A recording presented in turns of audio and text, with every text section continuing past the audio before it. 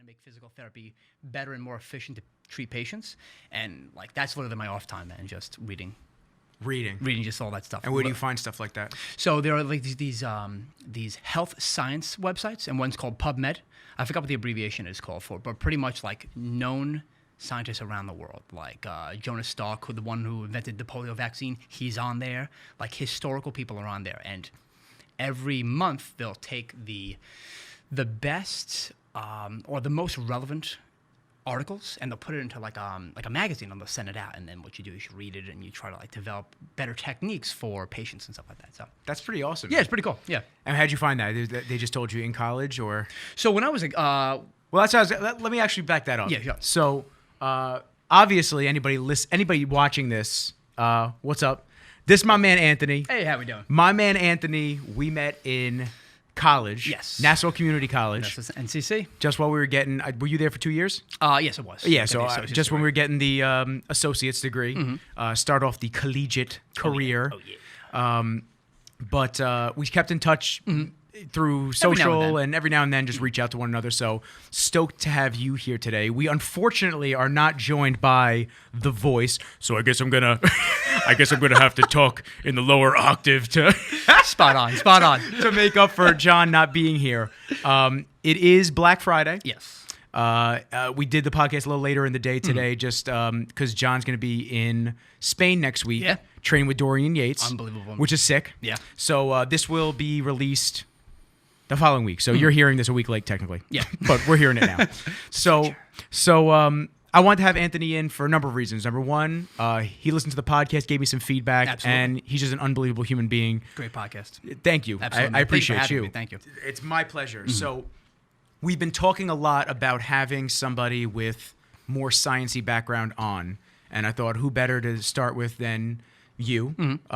Like I said, Much appreciated. Yeah, of course, good friend of mine, and thank you. I know that you'll bring your own spin on things. And did you listen to the episode with Oliver, the vegan? Yes, I did. So that was pretty cool, man. I don't know if you have any feedback on that. At some point, I'd like to get your pick your brain a little bit on that one as well. Yeah, absolutely. But so as I was just asking, so after Nassau, after I guess we kind of lost touch when a little bit. I went away to school, you started going away to school, and now you're down in Philly. Yep.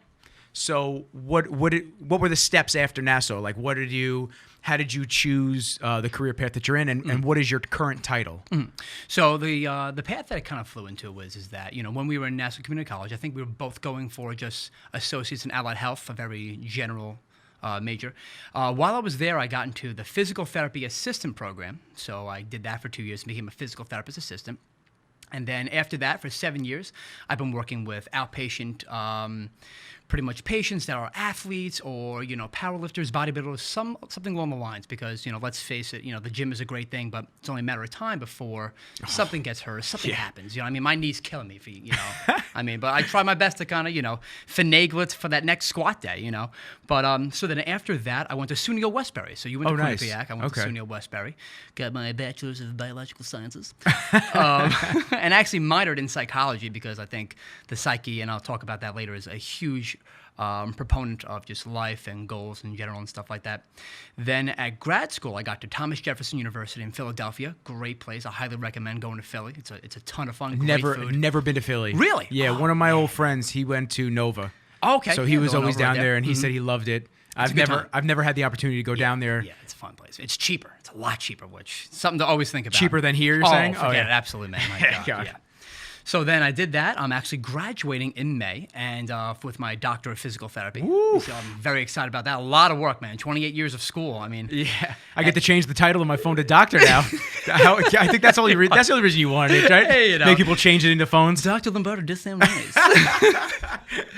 Then actually, I'm applying for a residency, which is called the OCS. It's the Orthopedic Clinical Specialist, and orthopedics is pretty much all problems with like lower back pain or shoulder surgery, something along the line, because that is the highest title that a physical therapist in that realm can get. And one thing that I've learned in life is if you're going to do something, go as much as you can. I think that's one thing that we both kind of caught up on when we first met. We both knew that we were going to go somewhere in life, and I think you're doing a fantastic job of doing that. Thank you. And I'm hoping that I'm doing the same thing.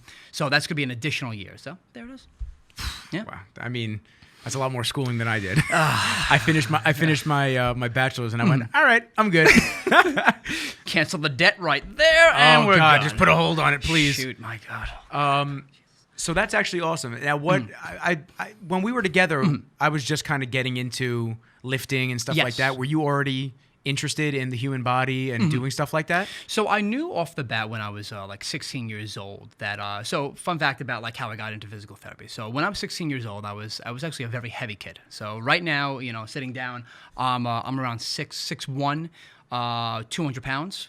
When I was 16, I was I'm probably shorter than that, but I was around 260 pounds. I was very obese. My life was eating and video games. That's right. I remember us talking about that. I think we were both a little fluffier. A little. Oh, no, man. I was fluffy.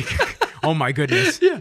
So, that was the time where when I was 16 years old, I remember I was in high school. I was playing in the gym class. I was playing basketball. I never wanted to really do anything active when I was 16. So I ran for a ball. I had a huge asthma attack. I got rushed to the hospital. They intubated me, and they resuscitated me back with the pads.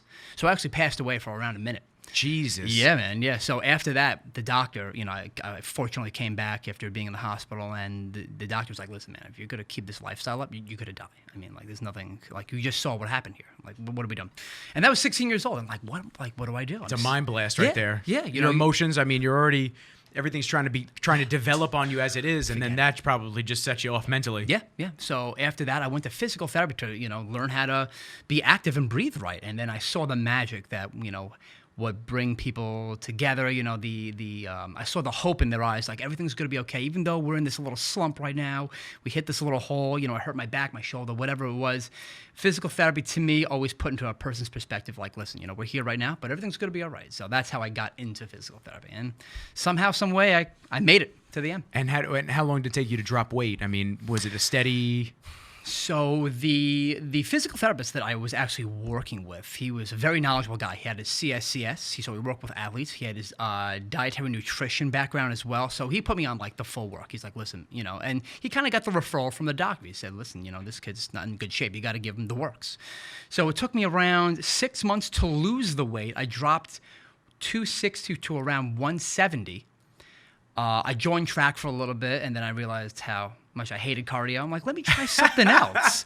And I saw those dumbbells over there. I'm like, those dumbbells are looking real good. Let me lift them up a couple of times.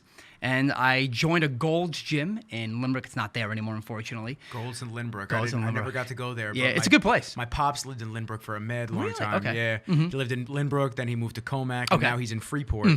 But yeah, it was a good place. Now I think it's something different. I'm not even sure. I haven't been there in a while. But I went there and I started slowly progress and gain size, and I fell in love with working out. I know you probably know what I mean, but like, it's just an itch that you always want to scratch. It's addicting. So yeah, that's how I got into I know it. how you mean, man. I was 7 a.m. Oh yeah, 7 a.m. this morning. I woke up. I'm not even joking. This is the exact conversation I had with myself. I woke up. It was like 6:45. I just went, wow, I feel like shit from eating all that food and drinking yesterday. And I just walked into the bathroom. I literally went to the bathroom and I looked at myself with the clothing on and I just went, all right, hold on. I took my shirt off and I went, oh, God, I'm holding water. I said, okay, down pre-workout, and I went right to Bev's and I hit legs and I did 30 minutes on the stairs. Oh, hell yeah, man. Yeah. Good combo right there. And then when I went out to eat with my family just now for lunch, my mom's like, you want anything? I said, no. Just a salad. I said, no, just if you can have steak and eggs, maybe I'll split a little bit of that with you because I can't have any carbs. I said, Papa's got to fit in this suit tomorrow. It was awesome. Dude, it was so bad. Oh, shit. We talked about that with Vlad yesterday. Okay. Was it yesterday? 2 days ago. 2 days ago, yeah. It's such a mind fuck that this industry, sport, lifestyle plays on you. I mean, because we're all trying to get better every time we go to the gym. Yeah. We're trying to fix something that we feel is incorrect about ourselves. Yeah. And we're trying to improve it with with anything that we can do with our hands and our mind. 100%. And you start to slip a little bit. Oh, yeah. And oh, my God, man, your brain just snaps in. Yeah. It's like, what are you doing? Yeah, you know what you have to do to 100%. lose the weight. You know how to do. You know what you got to do to stay tight, and you're not doing it. Yeah. One of the when I used to go to Gold's Gym, one of the trainers always said, it takes 21 days to make a habit, but 1 day to break a habit. I've heard that. Yeah. I'm like, damn, man. And it's so true because, you eat like crap one day. You're like, you know what? That junior bacon cheeseburger from Wendy's was delicious. Let me get another one. Yeah, let me get another one. And then I'll have another one. It's $1.08. Let me get another one. And then the Frosties are looking so good. Jesus, my God, I can dunk the Frosties. fries in them. Damn freaking right. Oh, the classics. So what do you think is harder? The mentality to get yourself in the routine? Because you said you're big on the psychological side of things. Yes. So do you think it's the mentality or the actual physical exertion for when somebody instantly goes to start losing weight? I think it's the mentality. Mentality. Yeah, 100%. So I'm right now in NovaCare, New Jersey, and I deal with a lot of athletes. Some that compete for bodybuilding, some compete for powerlifting, and the one of the biggest. Thank you. Yeah, I got you. Yeah, you could tell. I tell everybody this. You could just tilt, sweet. move it, whatever you want. I usually say just like dead in, Just like you're talking shit. But the mentality is the biggest thing. I read a lot of research. I was telling you before about that. But one of the biggest things that a lot of people that compete competitively, whether it's bodybuilding or powerlifting, is psychological stuff, man. They have binge eating disorders, body dysmorphia, depression. Depression is at a huge high. The other day, I was reading a phenomenal article in Brazil. And again, the one thing that you have to realize, it is in Brazil, so there are different rules and regulations. But it was a bodybuilding competition, and they said over 40% of people get depressed and binge eat directly after or during that competition. Did you experience that? I can speak heavily on that. I've mentioned it a couple times. Man, when Scary shit. I went down to 150 for my first show. Holy cow. Yeah, I went down to 150, and the prior year, I didn't start dieting until I was 23 weeks out from the show, which is still a long time. Yeah. But the year before, I had started to drop weight by myself. So if we're talking about a year transformation, I went down from 240 to 150. Oh my God. So 90-pound swing, and then in the matter of 3 days post-show, I went up 35 pounds. Oh yeah, I remember you told me about that. Yeah. Yes, that's insane, man. Yeah. It's very hard, man, because a lot of people they slip into the depression, and then it's very hard to get somebody out of depression. It's almost like hypnotism. You have to hypnotize them out of that.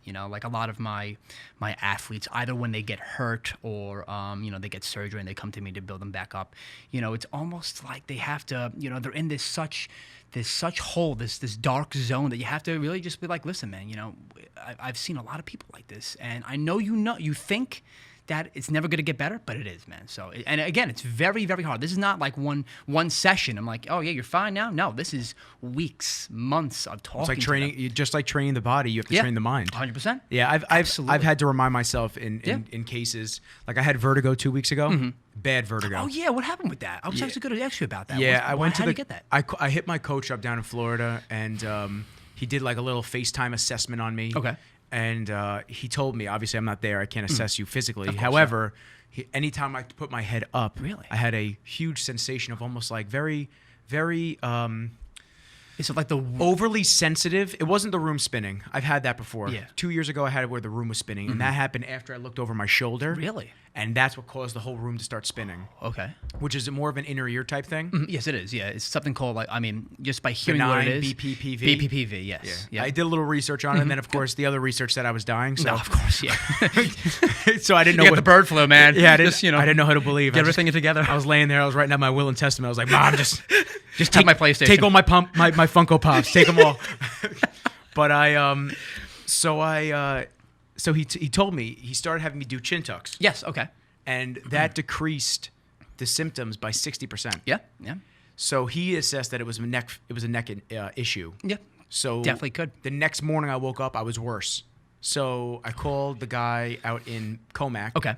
His name is Derlin Castro. Okay. Phenomenal chiropractor, functional medicine guy. Yes. You told me about that. You Yeah, see a really- chiropractor a lot. Really good. You know what? I haven't lately. Okay. It's been like a year and a half, 2 years since I've gotten work done. Really? Oh, dude. Yeah, so I'm long overdue, especially when I train every day and I barely take rest days. It's really not fucking good. Dang. So, so I went to him. I told him what my coach found, and he said, "You probably know the muscle right at the base of the skull." Yes, you have your suboccipital muscles. There you go. Yeah. That's exactly what it There's a is. lot of more technical terms, but for just argument's sake, let's say it's that. And it is. That's Yeah. exactly what he said. Yeah. So he worked on those for about 5-10 minutes. I got off the table, no dizziness. Really? He said those were too tight, probably pinching down on the nerves, Yeah. causing impingement, and that's what was causing it. So we came up with going forward, I'm going to do once a month to go see him, get work done. because I'm still training very heavy and intense. Yeah. And, I tell everybody, I have to remind myself, I'm not on the same amount of shit that these guys are on. Oh, absolutely not. And I train like one of those guys. Exactly, yes. So for me, my body gets beaten up 10 times more than theirs. And the recovery and everything is just not there. Yeah, so yeah. I have to really be mindful and actually take off days. Yeah. And I get better with off days. People just get, and you can. Oh, 100%. You get better with off days. Yeah. I feel leaner if I take an off day. Oh, yeah, absolutely, but in my man. mind, I'm like, holy shit, I'm missing a fucking day. I know, yeah. It's I'm that gonna mentality. regress. Yep, I know. I'm gonna go back. Oh, yeah, I know it's tough. You have to almost convince yourself that you're doing it for the gains in the future, What I always tell a lot of people is, a lot of powerlifters, the one main reason why that they get hurt is because they're lifting on a program too consistent throughout the weeks. And what I mean by that is this. Let's say you have a 16-week program. I'm doing a 16-week program. Which is right now. exactly what I'm doing. Yes, exactly. Yeah, I'm doing John Meadows' 16-week program. Oh, fantastic. Okay, yes, I know of that one. Yes.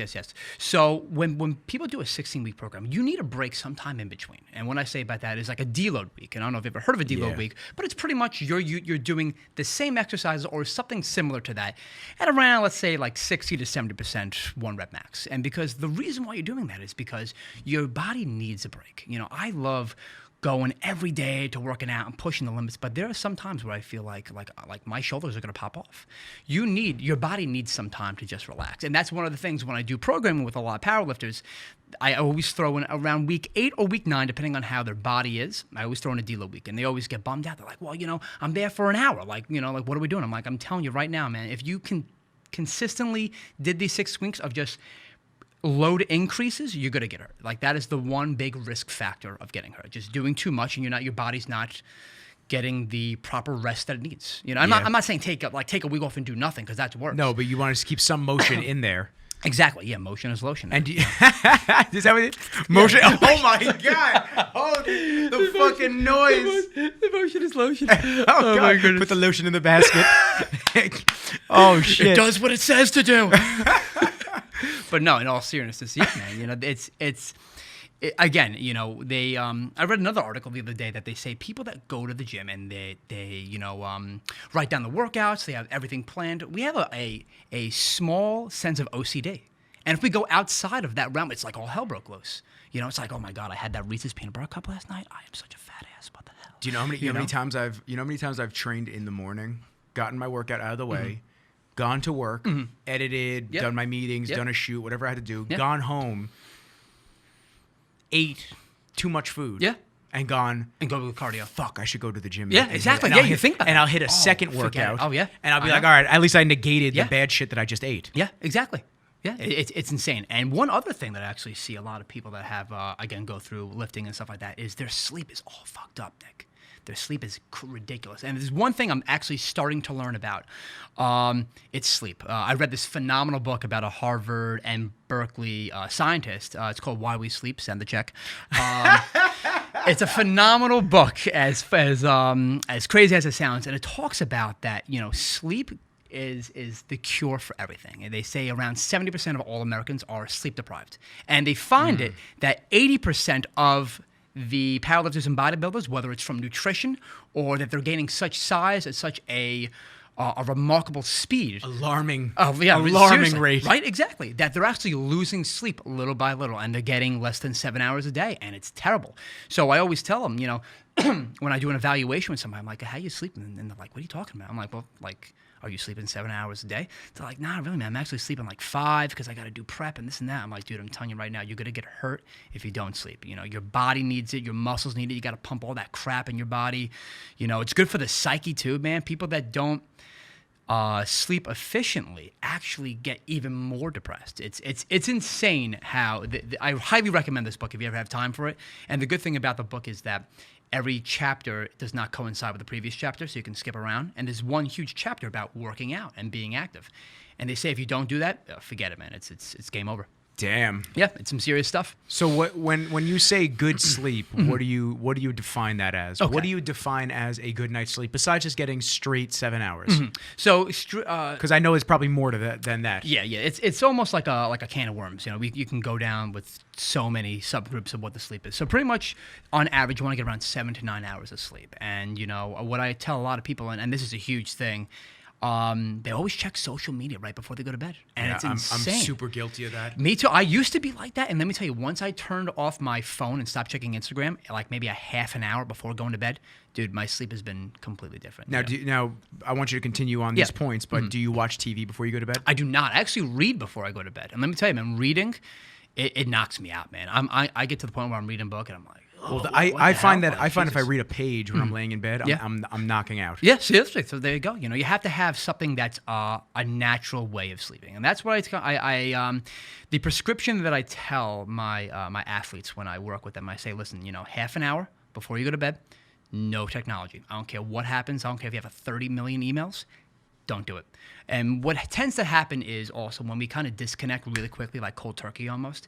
Have you ever like tried to go to bed and then you just think about everything? Yeah, Like, it's almost like the highlight reels running through your head. Exactly. Like, shit, I got to do this email tomorrow. I got to do that. I got to do that. I got to do that. What I tell them to do is, listen, put it down on paper and be like, listen, the goal is to get all this done tomorrow.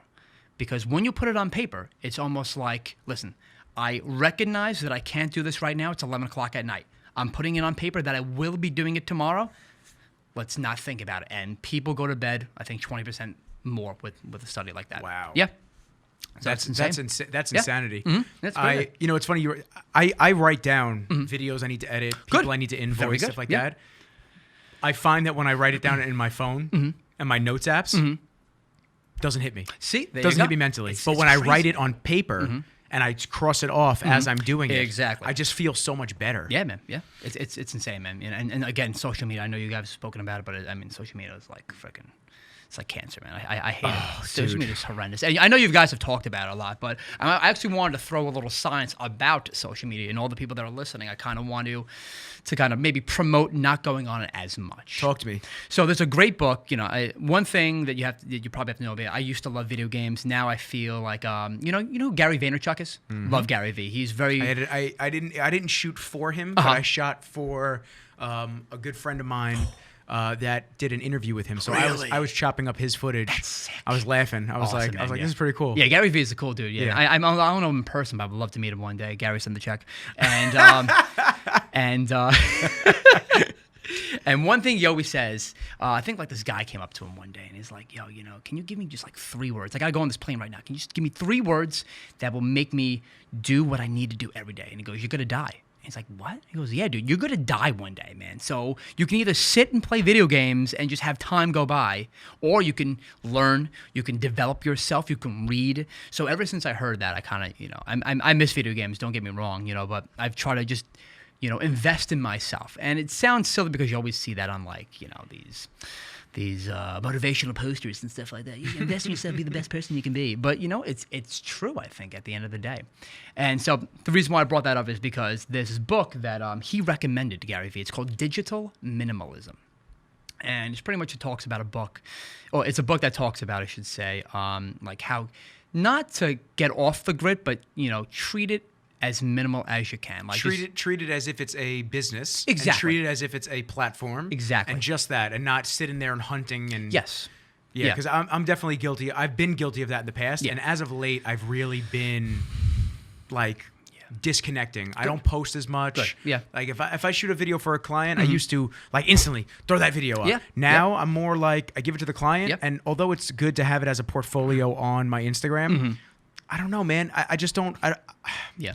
I feel like it's an attention-seeking contest It is, out yes, there now, it and it's is. not really anybody that's doing genuine shit. Yep. People are giving homeless people money, and Yeah. they're recording it, and they're looking to show Of course. this is what I did. Yeah, and I'm a great person. Yeah, I'm a great person. And then everyone goes, oh man, Send me wow, money. he's such a great person. And then they go, oh, maybe I should do something like that. And then you just get a bunch of people that are acting as if they're on stage, Exactly. acting like good people, Yeah. but they actually aren't good Yeah. people. They just do it for the likes and follows. And then you get the It's fucking terrible. girls, which I Yeah. mention all the time. Oh, God, forget And you know that. what? The girls Jesus. aren't the only ones. The guys are just as fucking guilty. 100%, dude. Do you know that there was a 100%. girl? There was a girl I used to chill with Okay. mad long ago. This is like Okay. 4 or 5 years ago. Okay. Girl I used to chill with. She actually was getting DMs from a dude while I was with her. Oh, This is that's another kid that I terrible. knew. Oh, I'm sorry to hear that, dude. Oh, it didn't matter. Like it wasn't a friend of mine. It was Oh, just a okay. kid. It was just a kid I knew from the Oh, gym. okay, gotcha. And she's getting DMs from him while I'm sitting next to her, and he's like sending her pictures in like the bathroom and shit. I'm just like, what the fuck are you doing, yeah, dude? yeah. Like, are you that desperate? Yeah. Like for real, man. Like what? Yeah. What is this? What is this becoming? Where you just feel like you have, and It's insane. The alarming, Yeah. the alarming amount of dick pics that I hear girls Jesus, getting. What the fuck, man? I mean, I blame the girls a lot, man. These guys are fucking the girls up for us. Yeah, no, seriously, no, they really. They don't want to open up a DM from a nice guy because they're worried there could be a penis on the other end of it. I know. Yes, freaking a shaft on there. What the fuck was that? What is that? Jesus, shit? holy crap! What the fuck? My God, it's gonna attack me. Jesus. It's gonna come right there. Did they children. Did they implement 3D technology on these phones? Because it feels like it's jumping out at me. Yeah, it's just I don't know. It's just It's because it's a super weird culture, and especially especially communication is so it's terrible, man. lost, and it doesn't feel like it's coming back. It feels like it's getting more distant every year. Yeah, yeah. You know, the reason why I brought that up is because, like, and you kind of summed it up, man. It's almost like we're getting hypnotized. We're getting brainwashed by some crap like that. In the digital minimalism book, they talk about how, like, what social media is doing. So this is going to mind blow you. So hang on to your seats because it's about to get real here scientifically. So in the book it talks about, and as well as why we sleep, it talks about, you know, when we sleep we have 5 stages, and REM 1 through 4, and then REM 5. Okay. So each one of those has a different wave of brain activity: alpha, beta, theta, and delta. Those are the big. Which 4. is the one that keeps bringing X's in my brain at night. Which is the one that keeps making them pop up because I just want to get that brainwave out. Suck it out. Just get it out of my brain. Just rip it out. I need the surgery. And so what happens is that I know, and Here, let's do this guy like this. I want to hear all this. No, sure, of course, absolutely. No, this is, you're gonna like this. Boom. Boom. Good. Okay. So, you know, each brain wave does a certain thing, and the big ones are theta and delta. Theta does memory, and delta does learning. So, you know, a lot of people, what they do in the beginning of when they wake up, they're still on the theta and delta phases. So what do? They take their phone and look on Instagram. Oh, I do it all the time, man. Right? So be careful with this, because this is what's happening. So again, on Instagram, you summed it up well. It's a fake world. You know, there are people on there photoshopping these abs.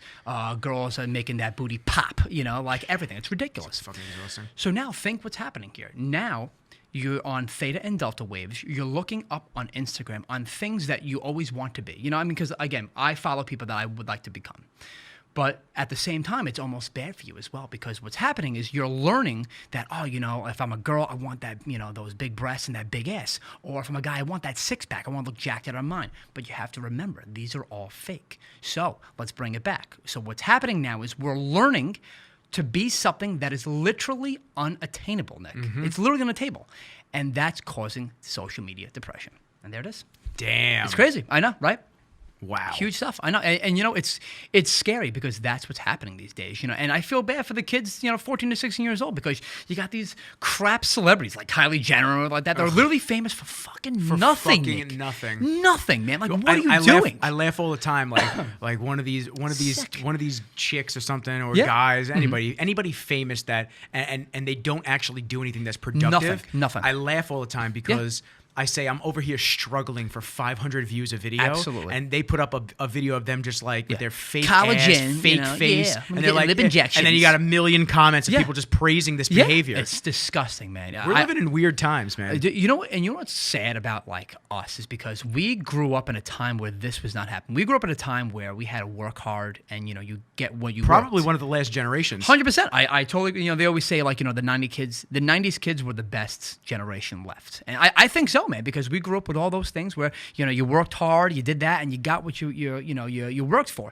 Now you put up, you know, Kylie Jenner's looking up lip or ass injections, and you know, the 16-year-old Angelica over here, she wants to get that for her 16th birthday. It's insane. It's ridiculous. And it goes right back to the psychology of it. Yeah. And how truly unhealthy all of it is. Man. And how social just allows, and once again, social can be an amazing thing. Yes, it can. It's preface with that. Yep. But it for the most part is a popularity contest of who's got more followers, who's got more likes. Yeah. I mean, you know, fucking people I know buy followers and buy likes and shit, and I'm just like, that's why? Insane. That's a lot. What are you doing? Yeah. Do you really need that gratification of digital random people following you? Yeah. And instead of like actual love from people in front of you? Yeah. I mean, it's crazy. I talk a lot about relationships, just from my experiences and what I dealt with, and how super transparent I am. Yeah. And how I say it how it is. Absolutely. And I got no time to bullshit. And if I feel a certain way, I'll let you know. And I just feel like these people, a majority of the generations, these people are just going online. Yeah. And once there's a bump in the road in a relationship, or once there's something, they're just like, oh, whatever, because they're getting attention from 10 other people on social, insane. and they just don't cultivate and allow these relationships to grow. I mean, my grandfather passed, which I've said a couple times already in the last 2 episodes. My grandfather passed. Him and my grandmother were together, married for 68 years. That's insane. 68 That's years. such a rare commodity. Dude, I can't. My relationships last like sinus infections. It's just fucking insane.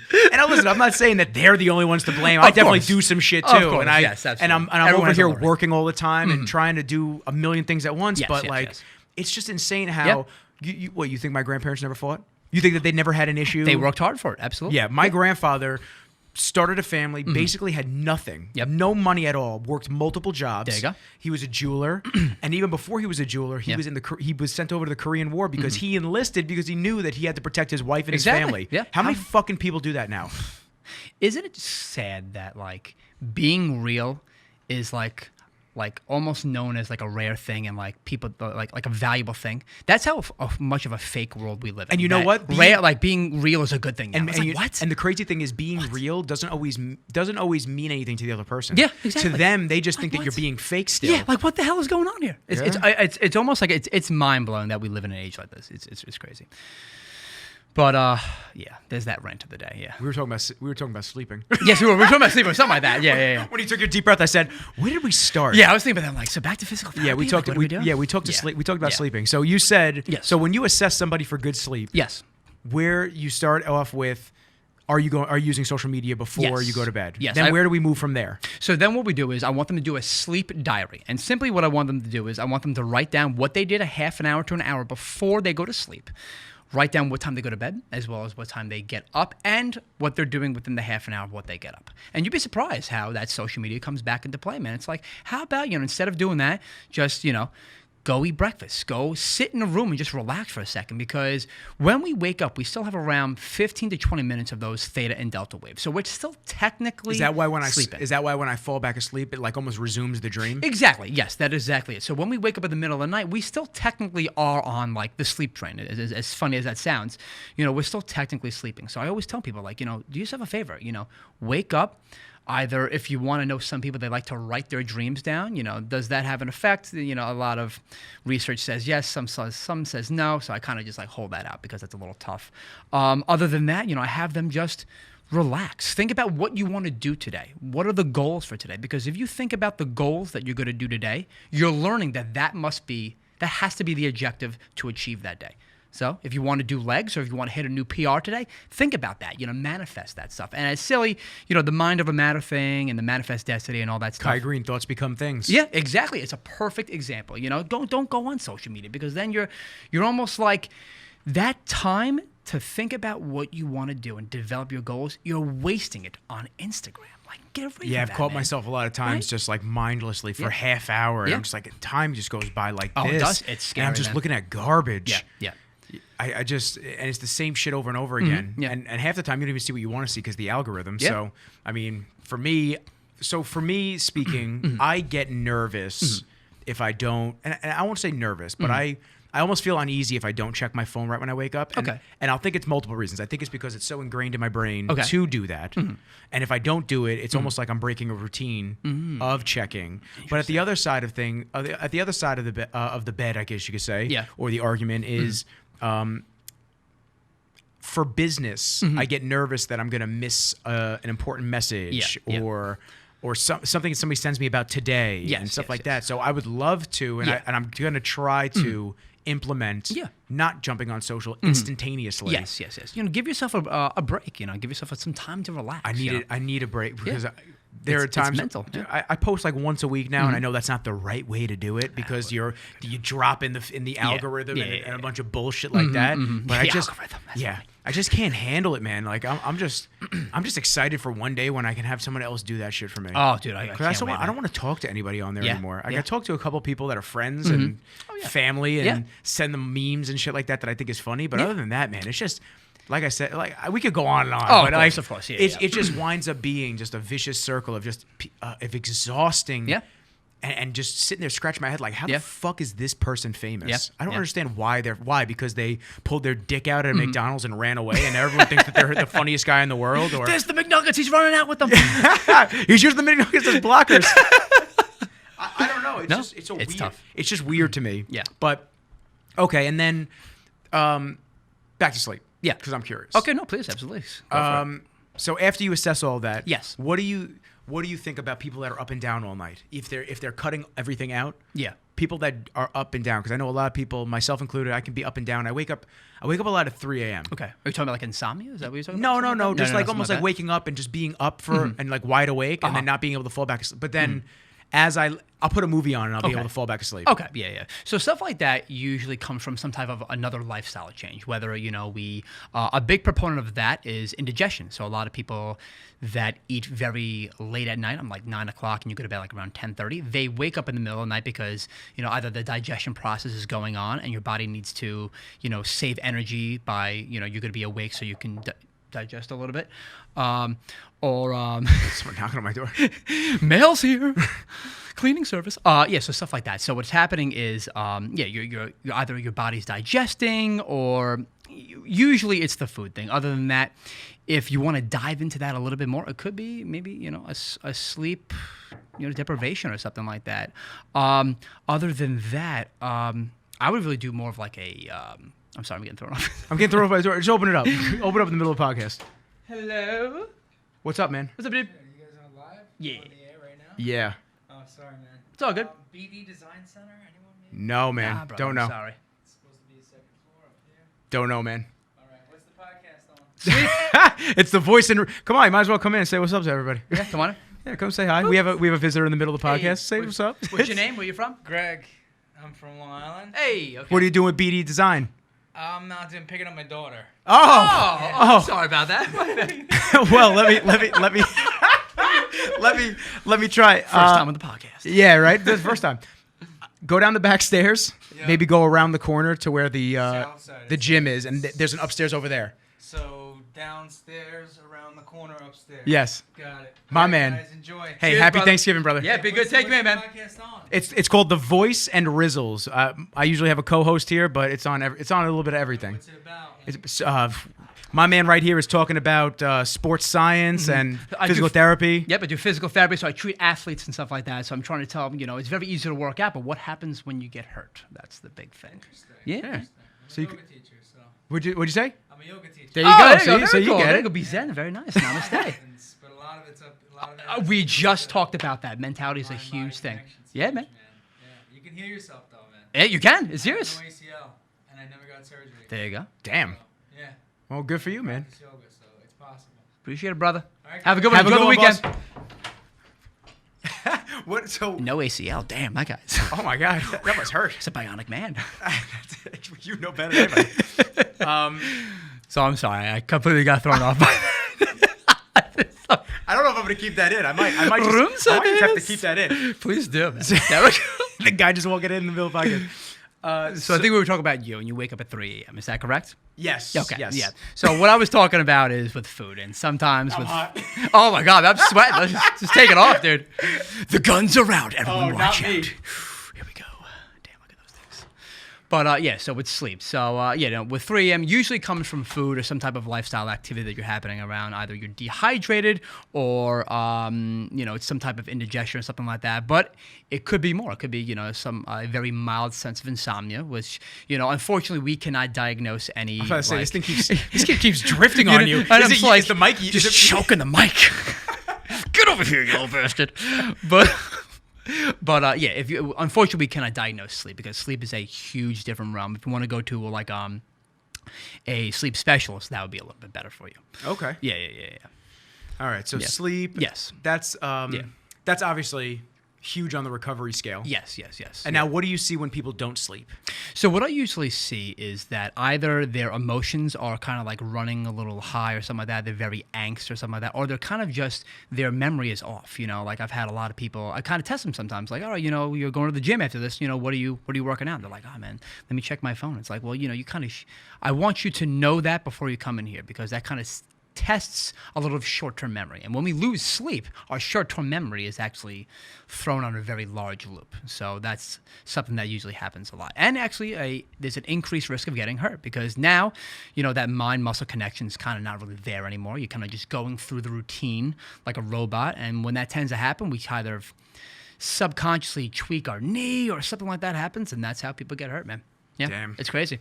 And that's what usually happens when, like a lot of people that I see that are athletes and stuff like that get hurt. One of the biggest occurrences, besides sleep, of them getting hurt again, is starting off where they left off before they got hurt. And this is what I mean. So, like, let's say you do an 8-week program, you're going to deadlift 315 for a really easy number.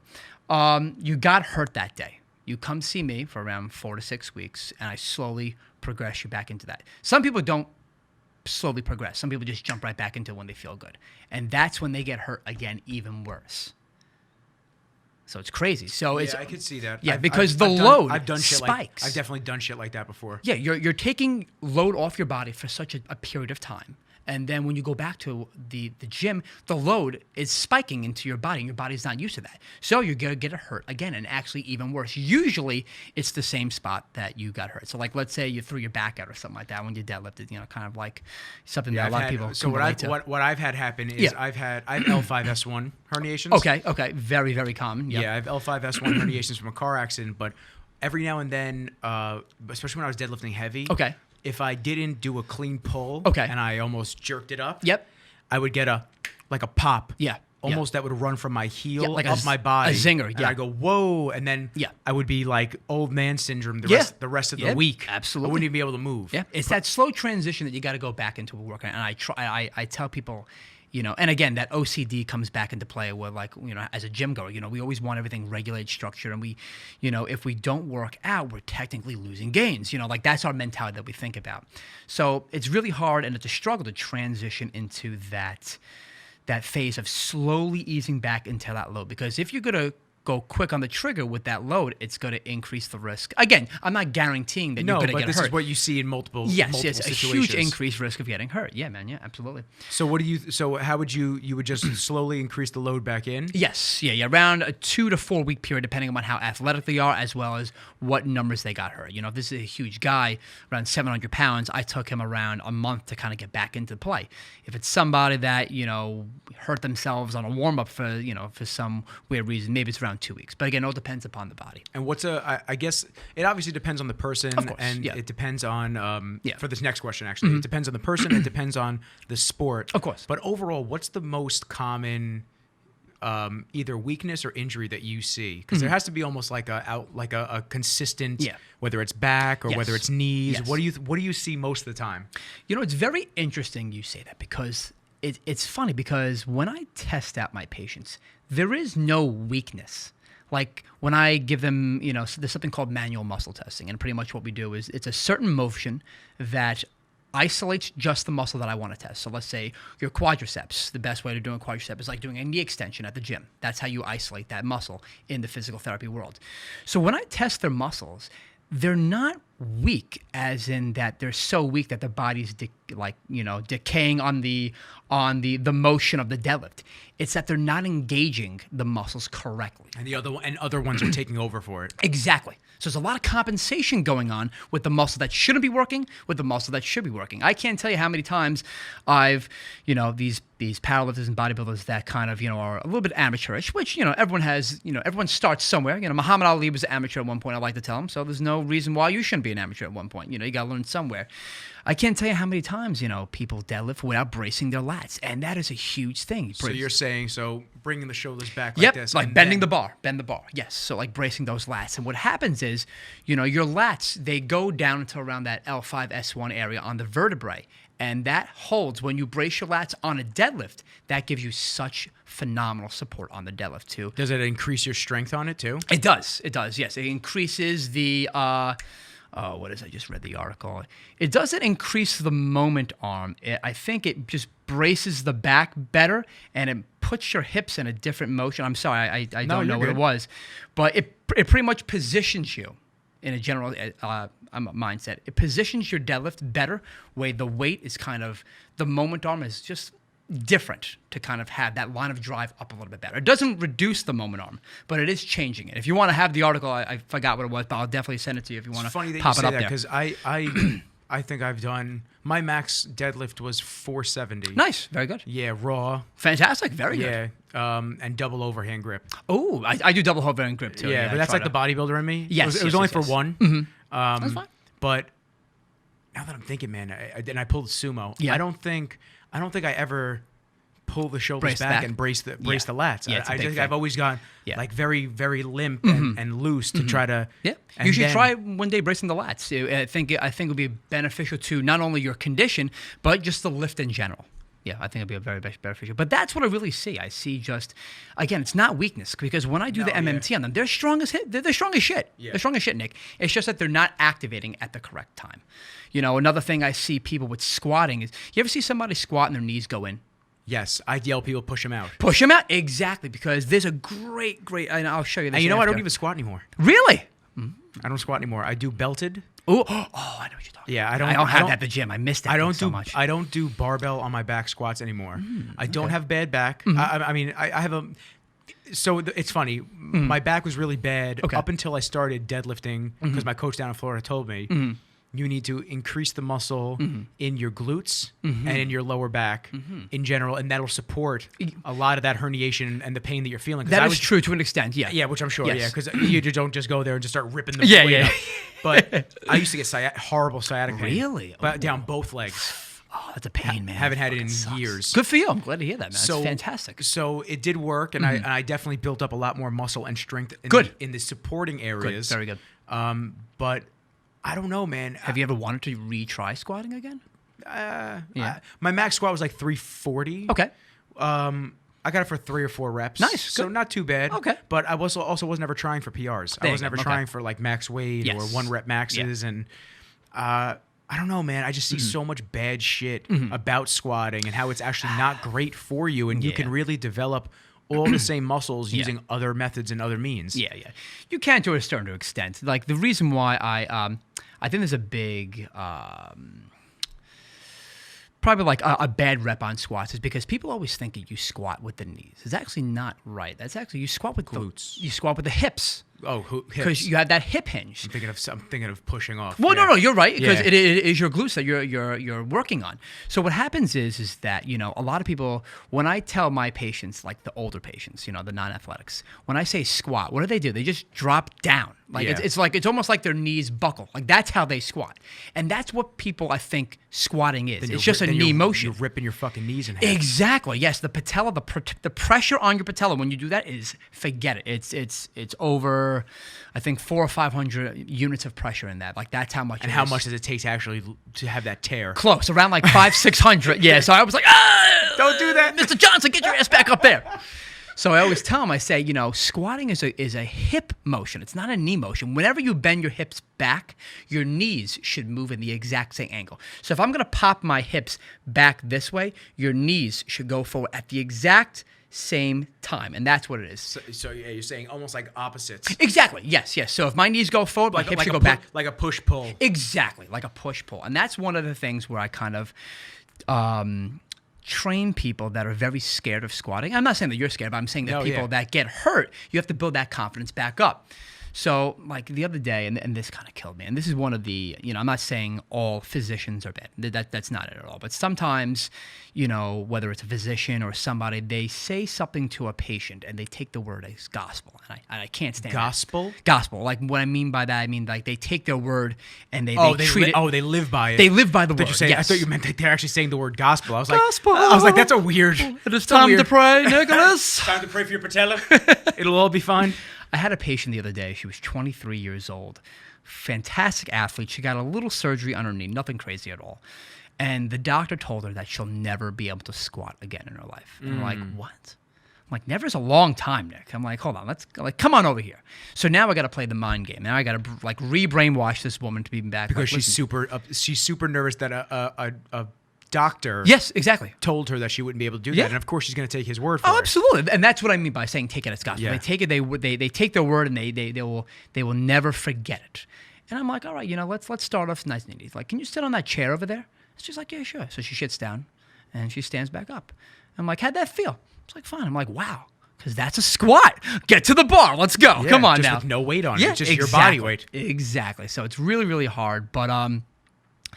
But yeah, so like, with squatting and stuff like that, it's like what you said, it's when you drive with the force of squatting. I try to tell people that when their knees go in, drive the knees out. Squatting is not the force vector, like physics wise, a force vector for squatting is not down. It's not up and down. It's this way. Meaning that you have to drive the force up and out. It compresses. Exactly. That's exactly right. So, whenever I see people that have that very simple, the knees are caving in, like you said, that was a perfect cue. Drive the knees out like you're almost going to spread that floor. Like you're holding two walls together. Exactly. And you'd be surprised how fast they shoot up with just a small cue like that. So, it's a confidence builder and stuff like that. It's kind of walking them through the routine that, like, listen, you can do this stuff even though you just got hurt. You can do it. You can load the tendons. You're going to be okay. I'm not going to give you something that is just out of the realm. Yeah, that's going to snap your shit in a second. Exactly. Yeah, and you know what? I understand that because, when you get hurt, like I said, my wrist kind of hurts every now and then. My knee, I tweaked it every now and then. It's hard to kind of get back into the game. It's like, oh, man, if I squat again, like, is my knee going to kill me for the rest of the day? So it's a mind game. It's really to build the confidence back up. And I can understand that point. I had an injury in my left shoulder. Okay. I was in prep. Oh God, 2015. We were trying to do a show. Okay. 2015. Yeah, 2015. We were trying to do a show, and this is when I was working at Apple. Okay.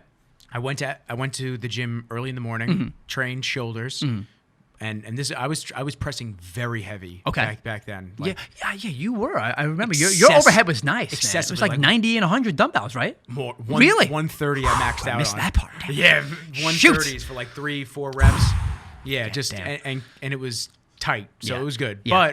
But I hit shoulders that morning. I went to work. Okay. And then after I went to work, my buddy hit me up. It was like 6-7 o'clock at night. Okay. And of course, as a gym rat, you're not used to having free time. Of course. What am I going to do with myself? Yeah, exactly. I have this amount of time till I go to sleep and then redo work tomorrow. What the fuck am I going to do? So he hit me up. He's like, "Yo, man, you want to go hit shoulders?" Okay. And I went. I just hit shoulders this morning, but you know what? I feel pretty good. I Hey. said, all right, cool. Okay. So we went to LA Fitness. We hit shoulders.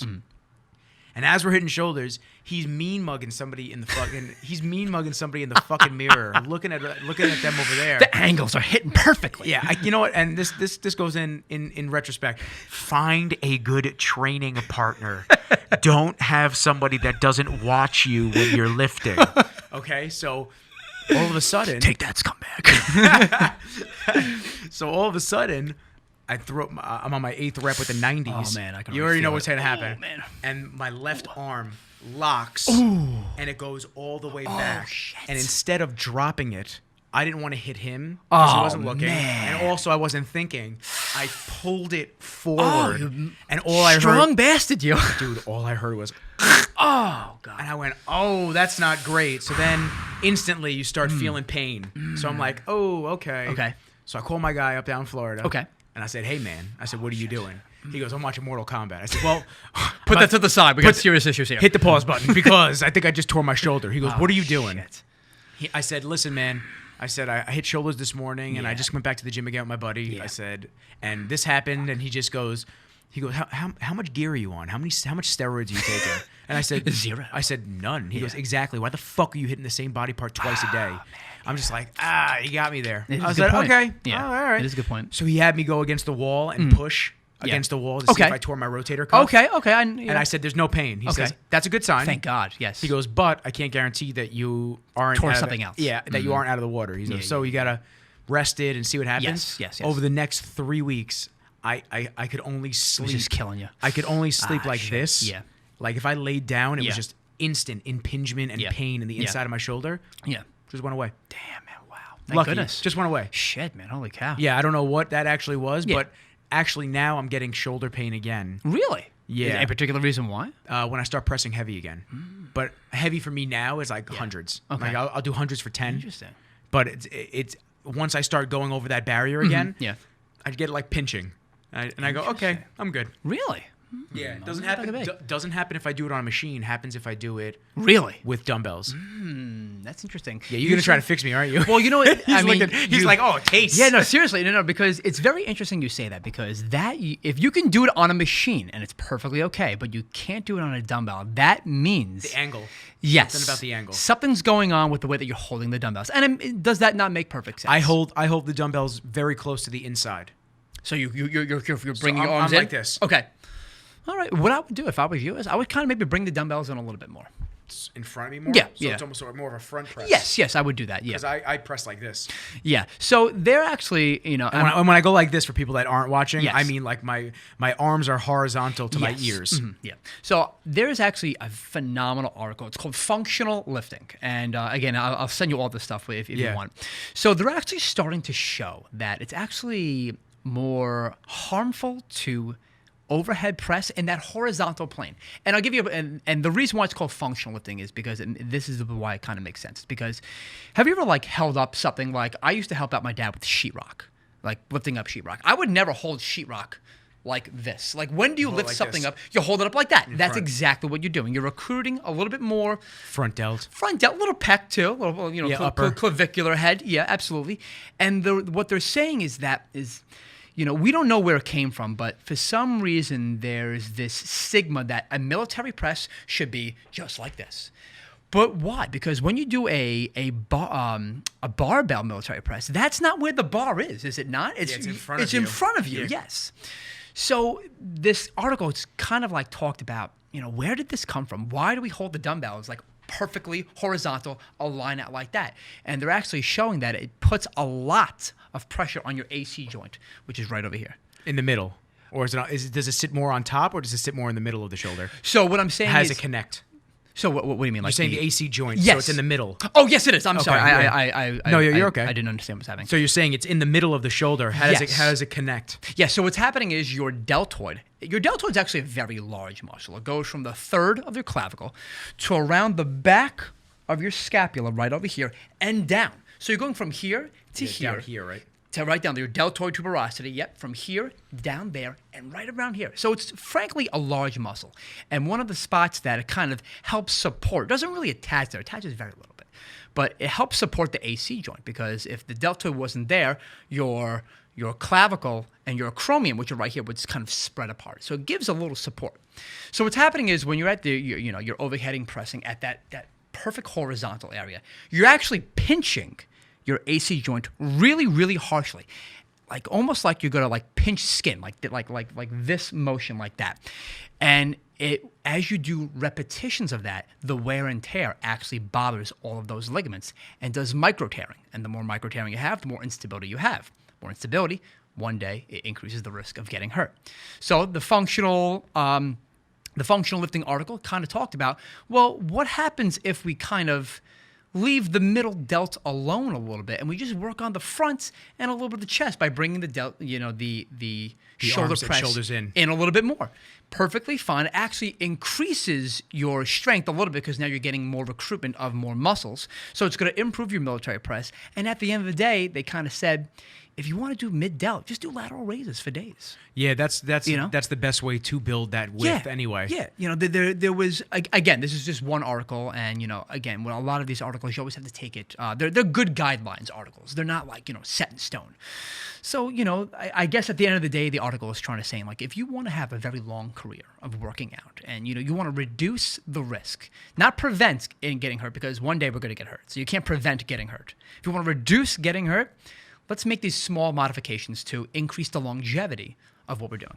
So yeah, so maybe do that. About that. And that makes a lot of sense. Yeah, it does, because if I nerd out a little bit too much, I apologize for that. If you want me to make it condense it a little bit better, nerd the fuck out. If people can't hang and listen to you nerding out, I'm sorry, man. They shouldn't be listening, because this is my life. We're doing something. We want to do as much of a breakdown. Totally. Yeah. Because when it comes down to it, people don't get to hear somebody speak like this, and someone goes to see you in your office, they hear about their specific issue, and then they leave, and that's exactly. it. Yeah, They don't get to hear about a wide gamut of different things that you work on. Yeah. So yeah, give it a shot. When I do shoulder presses, I never could do it vertical.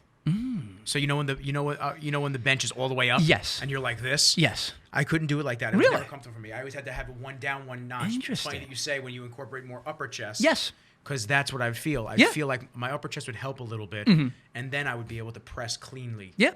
It's very interesting you say that because a lot of powerlifters have shoulder problems, and there's a lot of theories about why they have that. And one of Could it be bench press?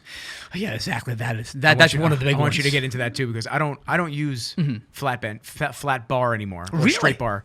I only do dumbbells. Really? Yeah, it's rare. Interesting. It's rare. I usually do if I do any type of bench press with a barbell, I'll use incline. But Yeah. other than that, I use everything dumbbells. But So- tell me about powerlifters. No, not of course. injuries. No, please, absolutely. I'll get back to that. Please Yeah, remind me about yeah. that. So what happened, the big theory behind why people think that, why scientists and, as I say, scientists, physical therapists think that powerlifters having a lot of shoulder problems is that their posture is getting incorrected as we lift more. And what I mean by that is this. So our upper back has a lot of muscles, but not a lot of very dense and strong muscles. You know, our lats are lower, our rhomboids, they're all right. But realistically, there's not a lot going on up there. Traps, really, right? Traps are there, but a lot of people don't really train traps. So I'm glad you brought that up. The reason why a lot of people, again, the theory is why people are having shoulder problems is because their chest is getting so strong, they're getting a forward shoulder posture, it's called.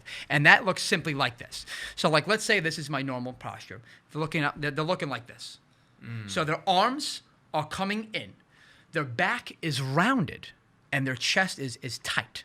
So what does that do? That's actually weakening your back, your upper back, and in particular your traps. And your traps, you know, if you ever looked at a lot of my Instagram videos, I cannot stress traps enough because traps are the one.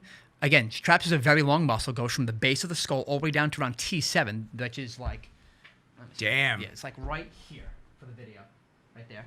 So it goes from here almost to there. basically mid back. Pretty much all of the mid back and the upper back as well. Really? And I thought it stopped like up right the rhomboid area. No, that's your let's say that's like your upper trap. So your upper, your traps are broken up technically into three different muscles: upper, mid, and lower. And your upper goes from the base of the skull to here.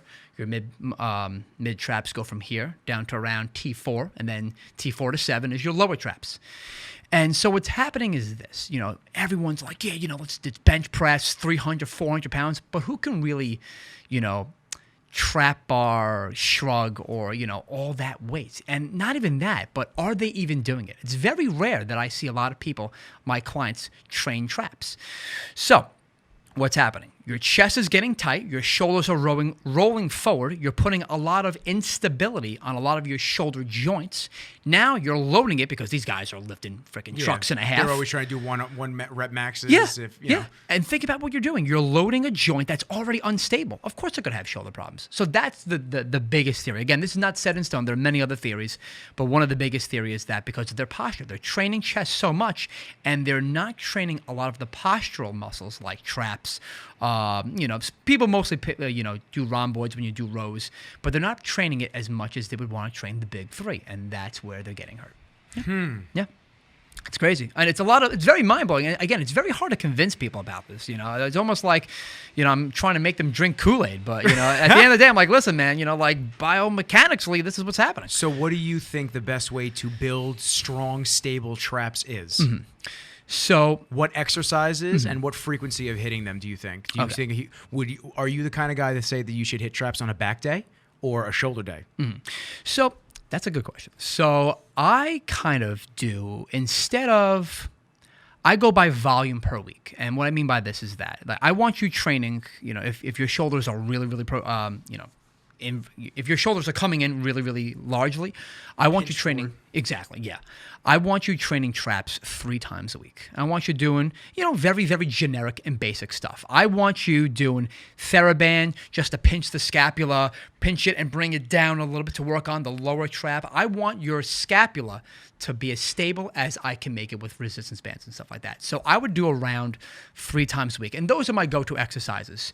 So one exercise that I do for lower traps is I take a TheraBand and I wrap it on the top and I have them pinch their scapula in and down. And it's almost like you're going to in and down.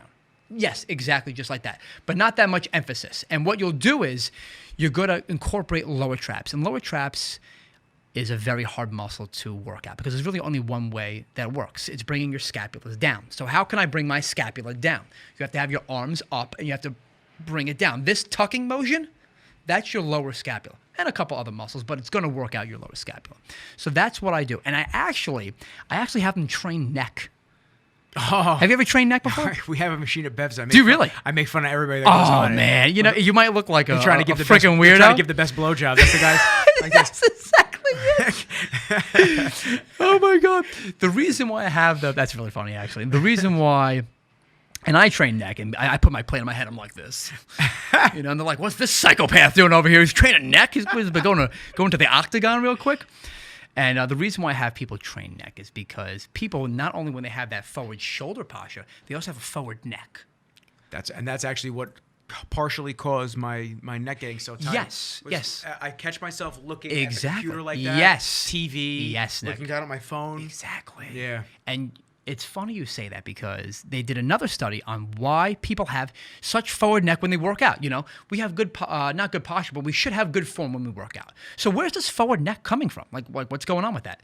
So they found out that, you know, unfortunately, when we work out, we rest more than we work out, right? Does that make sense? Sounds about right. Yeah, I rest for 3 minutes. I'm doing a set of 10 for 30 seconds.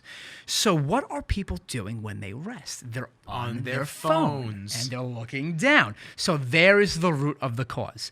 So one thing that these two phenomenal powerlifters and the scientists as well, Greg Knuckles and Mike Zordos, guys, send the check. They are phenomenal with doing like bro science. And one of the articles says like, instead of getting this forward neck and this bad posture, like what do I do on my mid sets? They said the best thing you can do is just walk around and just be in the zone. Because when you walk around, you're still in the zone. You still have that good posture, you know, that good biomechanics. Once you sit down, you're like, man, I'm bored. Relaxed. Let me check the gram. Oh, you know, what's her name's doing that? Oh, maybe I do that too. You know? So there's what it's coming from. There's the root of it all. Yeah, I have. It's crazy. I have a big issue with myself that in between every set, I grab my phone and I'm switching songs, and it's just like, just listen to the fucking song. You made a playlist for a reason. What's the matter? You don't like any of these songs? Oh, I just spent so much time making this playlist. Dude, that's so funny you say that because I have around like 90 songs on my playlist just because like they range from like Metallica and heavy metal to like other things. And you know, sometimes I'm like, you know, man, I don't like any of this songs. I don't like anything in here. And I'm like, what the hell's wrong with me? I like took time out of my day to make this. And I can't find a damn song that'll hype me up right now. Like, what's wrong with it? There's hundreds of thousands of songs, Apple Music. I'm ready to stream anything I want. It's the same 4 songs. Exactly. What the fuck is going on here? Oh my goodness. But yeah, that's where it all comes from. All this posture. It's all lifestyle stuff. I've actually always heard that, you know, you let the shoulders roll forward. So I've actually always heard to correct it. Exactly. So did you see what you just did? Yeah. You rolled your shoulder backwards. When you rolled it and you locked it back, that's your traps working right there. That motion, that is exactly what's working right there. And that's what I try to emphasize on a lot of my videos. And I sound like a broken record. If you look at my Instagram, it's like scapular mobility. But people don't understand how important that is for not only the big 3 exercises, squat, bench, deadlift, but just life in general. And if you correct that, I'm telling you, 80% of the problems that I see with athletes are solved just like that. It's insane. It's insane. Now, along with traps, what would you say are other muscles that are huge supporting muscles for the rest of your body? So obviously traps are huge. Yes. And like you said, delt muscles on the, especially on the side, connecting down low. Yes. What else? What other areas of the body would you say are important? Like, I guess maybe serratus tying in, or what other areas do you see weakness that you should see more? You would like to see more people adding more strength to? I'm going to give you 2. I'm going to give I'll give you 3. The first one is, you just said it right, serratus anterior. Your serratus is a counter muscle, we like to call that. So what a counter muscle is that your traps are pulling your scapula back. So your serratus are doing the opposite. Your serratus are pulling your scapula forward. Okay. So we want to have a good muscle balance with that. If you ever seen somebody at the gym, have you ever seen like somebody like their scapula's kind of popping out of their shirt a little bit? It almost looks like 2 bumps on the back. Yes. That's kind of like a muscle imbalance. That means one thing is stronger than the other. Usually your serratus is a lot stronger than your traps, because the reason why is that we live in a very forward world, meaning that, you know, everything I play with is in front of me. Yes. So there's not really a lot of time in my day to kind of, you know, do this, or like use the back muscles besides posture and stuff like that, which is why I kind of correct the posture. So your serratus muscles get very, very strong, or should I say they're stronger than the traps. So that's what also leads to the forward posture. Is a weaker, or I guess you say a stronger one and a weaker trap. Yes, that's exactly what I'm talking Stronger about. serratus and a weaker trap. Yeah, I'm not saying your serratus is gonna, push 1,000 pounds. Pull you in. Exactly. It's like a black hole. You just get sucked in. But yeah, so it's going to be stronger than your trap. So one of the biggest thing is, again, we want to have that good balance. And don't really worry about strengthening the serratus, because that will just strengthen just through everyday activity. It's really the traps you want to have that balance with. The other ones, and there are two huge muscles that I always check with squatters, is your glute med, your glute medius. You have 3 glutes, max, med, and min. Your glute med, as well as your hip flexors, your psoas. Hip flexors I hear a lot about. So what happens is so we're sitting down right now. So what's happening is when we sit down is that a lot of the muscles on our hips get very, very tight. And that's just through our daily activities. Like we mostly sit down throughout the day. Of no mobility, yeah. Yes, exactly. So what's happening is now your hip flexors are getting ridiculously tight. And what sometimes happens is, and not always, but for the majority, when you have a tight muscle, they also tend to get weaker. And the reason why is because you're not allowing that full motion to occur. The full motion, or the full range of motion that your muscle should be getting, the more motion you get, technically, anatomically, will help you, for the most part, get stronger. If we limit that motion, then that muscle's not going to get as strong. It will get strong, but not as strong if you had that full mobility. So one exercise that I tell people to do is I have them lie down, put a TheraBand around their knee, and just bring your knee towards your chest. Almost like you're going to be marching in place while you're lying down. So knees are bent? Yes. Okay. And you're just going to march. Yep, just go. And that loosens up the It loosens it up, as well as it strengthens it. Because now you have resistance that's going to stretch it, and you're going to fight that resistance, which strengthens it. So it's kind of like a two exercise combo. Gotcha. And the one big thing is, and it comes down to muscle activation, is the glute med. So again, we live in such and where is that on you? So I'm sorry, yes. So the glute med it pretty much is what makes the booty pop. Ooh. So like a big butt, that's the glute med. Okay. And again, to get more scientific, just because it's big does not mean it's strong. Hypertrophy versus strength, 2 different things. They can correlate with each other, but they don't mean that because you have, if I had big biceps, that doesn't mean I have strong biceps. Yeah. It just means I ran the hypertrophy wave and I know how to grow them, but it doesn't mean I can curl 100 pounds. So what, for some reason in the world that we live in, we have my teacher said it best, we have like this epidemic of weak glutes. And what happens is that throws off our hip alignment. Usually one side is always stronger than the other. There's a lot of speculation on why that is, usually because, if I'm right hand dominant, I can use my right leg a little bit more than my left. I don't know if that's true or not. I'm still a little fugazi on that one. But for the moral of the story is that the glutes are the glute medius in particular, which are the side glute muscles, they are very, very weak in proportion to everything else. So what do I have people do? I have them do lateral leg raises, just like you're going to strengthen your middle delt. To the side. Your glute med is literally your mid delt for your hips, if you really think about it. So that's how you're going to strengthen it. You're going to do some lateral leg lifts. You can lie on the ground, you can bring it out to the side, you can stand, you can put a plate on there and just lift it to the side. That's what I want to be stronger. That's why I kind of like to incorporate squats, because squatting is a great way to incorporate the glute med. And there you go. So squatting for the glute med. Yep. And does that give you overall glute development? It does. It gives you overall glute development, which is why I kind of threw in you can bring your legs to the side. That's going to isolate your glute med as best as you can. Granted, you are going to work out the glute med on a squat, but you're also working out a ton of other things. Yeah, you're working out everything. Yeah. But those are the big things, with those 2 muscles that I just gave you, the hip flexors as well as the glutes, that leads to something called a pelvic tilt. And when you have a pelvic tilt, that pretty much means your pelvis, let's say this is your pelvis, it's usually tilted forward. And that causes a ton of back pressure on your body. Nonetheless, if you have a tilt while you're squatting, think about that. You have natural pressure. It's almost like doing a good morning. Exactly. That's exactly what it's like. Constantly. Yeah. It's going to throw your back out. So that's what I tell a lot of patients to do. I want them, we want to start with the bread and butter. We want to start at the base. Let's see what you're working with, where you messed up, and let's draw a line and a pathway towards that spot. Simple as that. And so what's your favorite part about working with all these various athletes? Is it figuring out the root cause and, Yes. and dissecting the problems and taking out this and, it's still having a problem. All right, so almost problem solving from the get-go. Yeah. So physical therapy is like very like cracking the case. You know, somebody comes in Like and a sleuth. Exactly. Somebody comes in like, listen, man, I got some like some hip pain. It's like, all right, let's start from the beginning. Do this, and that. All right, so this caused pain and that caused pain. All right, let's see. Well, what's the motion that's causing pain? Oh, it's when you squat down. All right, so it's probably this and it's probably that. So I always love like figuring stuff out, you know, as well as, you know, it's very weird because for some reason, and again, not all physical therapists, but I feel like the majority of physical therapists, there's a big disconnect with the gym. And you wouldn't think that because I consider the physical therapist to be like, you know, the jock of the doctors, you know, like, yeah, you know, let's do, you know, a couple of sets of this and, you know, rock and roll. We're all cool. We're fun. But for some reason, like there is a disconnect with working out and the lingo of like face pulls and stuff like that. And again, I'm not saying all, but you know, the places that I have worked at, for some reason there is, when an athlete comes in, you know, there's a reason why I work with athletes because I can relate to what they're going through. And I think that I enjoy the most, that I know exactly what they're talking about, and I've lived that life. You know, I've competed in USAPL, so I know the process of competing in a powerlifting competition.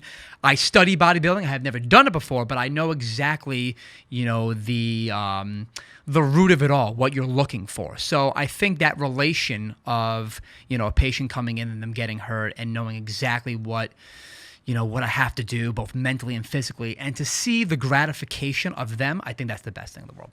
Yeah, 100%. That's cool. Yeah, it's a good time. And who, out of all the different athletes that you work with, what type of athlete is your favorite?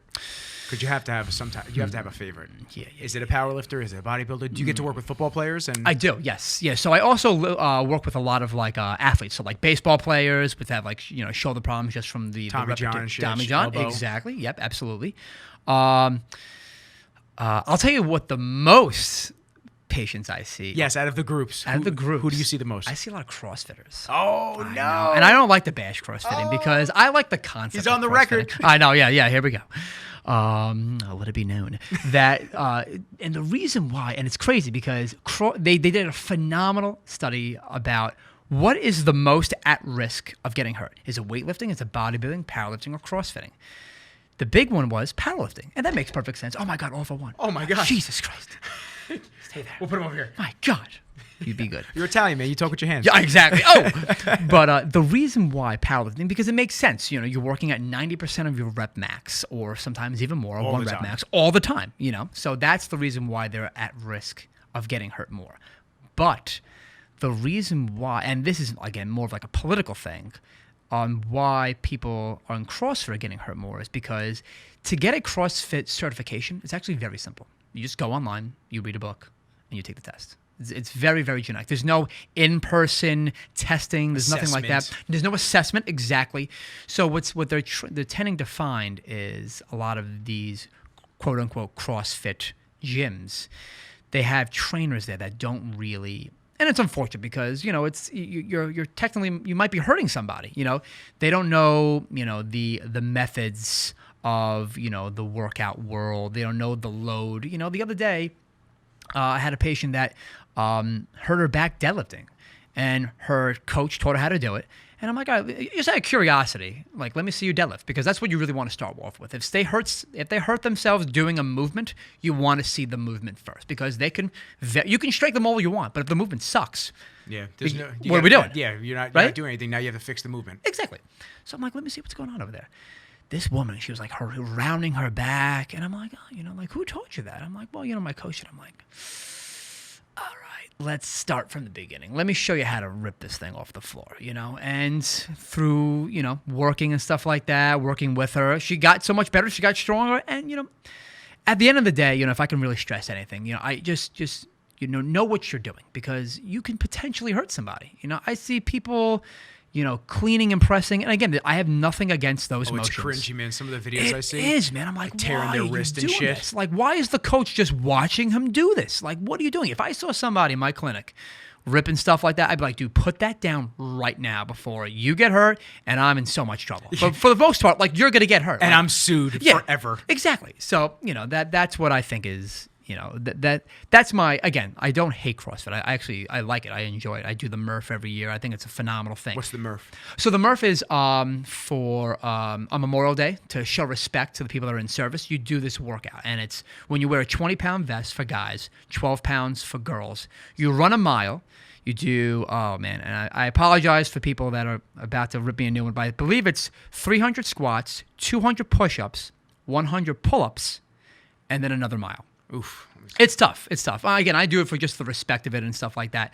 But, again, at the end of the day, I see some of these trainers, and it's not just CrossFit, it's trainers in general. I'm like, why the hell are you having this guy, like, do this? Did you see it on Instagram? Do you think it's cool to do? Like, why are we doing that? Yeah, so at the end of the day, that, again, on paper, powerlifters get hurt the most, but I see more CrossFitters, and unfortunately, it's something that you can easily prevent if you just know what you're doing, at the end of the day. Here it is. Yeah, so it's right there, yeah. The Murph. Yeah. 1 mile run, 100 pull-ups, Yep. 200 push-ups, Oh my God, I got it right. 300 squats, and another mile run. Thank Jesus, I got it right. That's rough, man. Yeah.